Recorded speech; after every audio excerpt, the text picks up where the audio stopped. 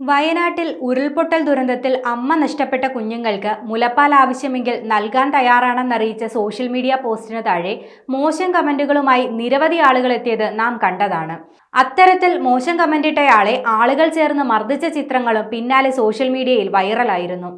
എന്നാൽ ഇക്കാര്യങ്ങൾ മൂലം നിരപരാധിയായ ഒരു മനുഷ്യനുണ്ടാകുന്ന പ്രശ്നങ്ങൾ ഒരിക്കലും അംഗീകരിക്കാൻ കഴിയില്ല. ഈ ഫോട്ടോയിൽ കാണുന്ന വ്യക്തി കഴിഞ്ഞ കുറച്ച് ദിവസങ്ങളായി കാർ ആക്സിഡന്റുമായി ബന്ധപ്പെട്ട് മെഡിക്കൽ കോളേജിൽ ചികിത്സയിൽ കഴിയുകയാണ്.